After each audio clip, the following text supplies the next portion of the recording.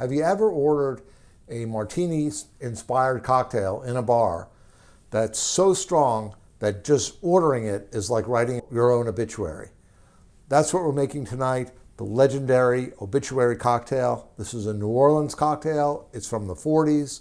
It was forgotten and was recently revived, and it's quite delicious. It's got gin, it's got vermouth, it's got anise flavored liqueur in it. It's really great. We're going to see if it lives up to the legend here on Tuesday Night Cocktail Club, and I got a pro tip for you. We're going to listen to some vinyl here. I got New Orleans inspired music. We got the Preservation Hall Jazz Band. And so if you're ever down there in New Orleans, check these guys out. But stick around here and we're going to mix up a drink.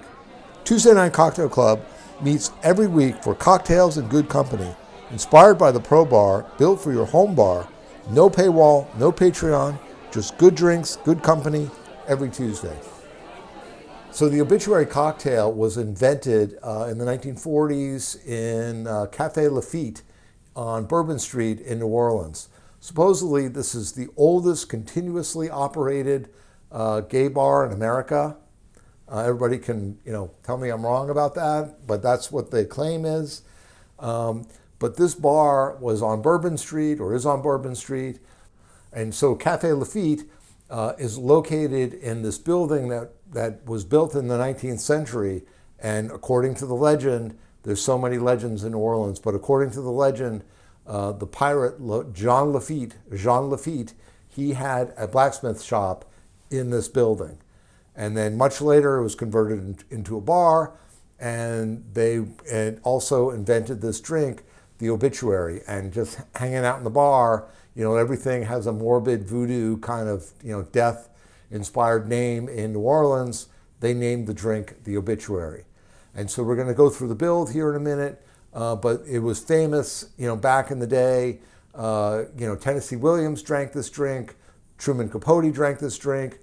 It really did fall out of favor because it was very hard in America to get absinthe, which is the key, ingredient in it. There is a local anise-based liqueur in New Orleans, Absinthe, which can be used for it.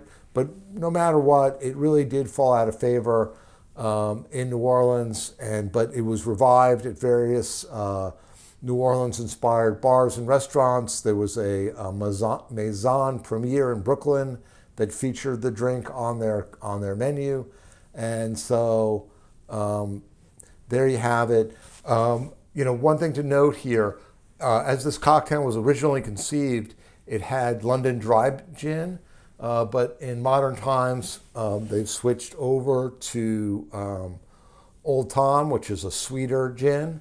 If you don't have the Old Tom, you can use regular gin, but just add a little simple syrup to it. And that's what I'm going to do here. I really like Plymouth, and I'm going to use Plymouth. 2 ounces of Plymouth right into my vessel here.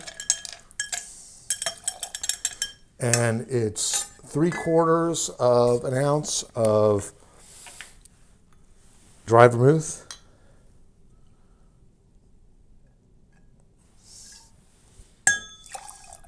And then it's 1/4 of an ounce of simple syrup. I'm using a 1-to-1 simple syrup here to give it that sweetness. And then it's 1/4 of an ounce of, I'm using absinthe, of the absinthe. The absinthe is so dry that it does need a little sweetness to it. And I'll talk about the ingredients for this drink while we do the pro tip here.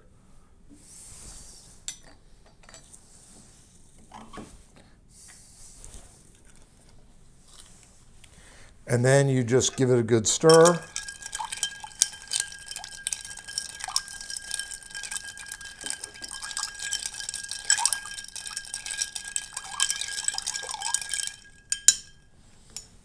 And into the glass, I have a chilled glass here.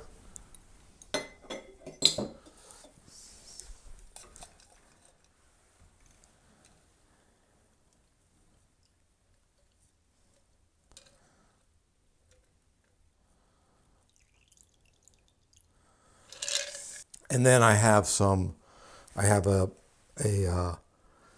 garnish of a little lemon peel. And there's the drink. It is very elegant. It is like a martini. The absinthe really does give it that licorice flavor to it. You've got the backbone of the gin, which is delicious. A quarter of an ounce of the simple syrup doesn't make it sweet.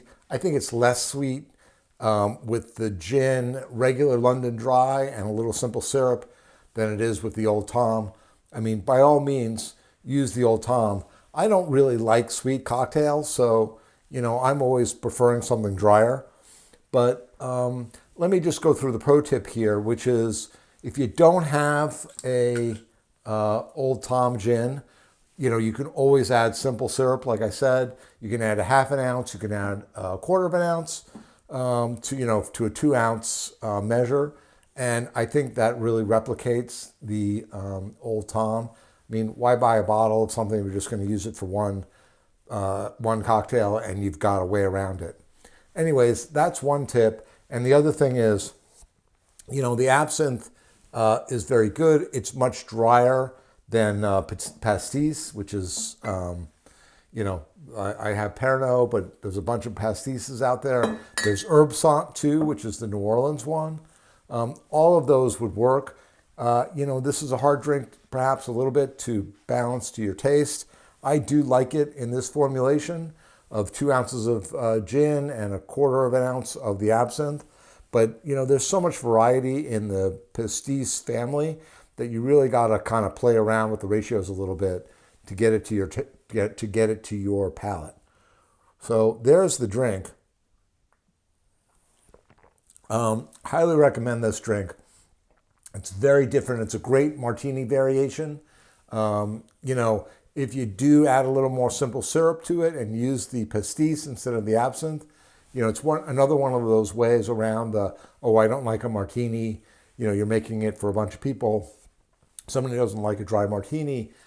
With the little bit of sweetness and the softer pastis, it's really a crowd pleaser. So there you have it. That's Tuesday Night Cocktail Club for this week. Thank you for joining. We had a great drink here. I've also got another New Orleans cocktail in mind for next week, a really interesting variation on a drink. And as I mentioned, this is a great record. Anything the Preservation Hall Jazz Band does is really interesting. I mean, they are so authentically New Orleans. If you're ever there, go see them. I think they play on Bourbon Street. And so it's a great thing to do. And thank you for joining us here on Tuesday Night Cocktail Club. Boy, comment and subscribe. Let me know what's your preference, absinthe or pastis or something else, absinthe perhaps. And I will see you all next week. Thank you for joining.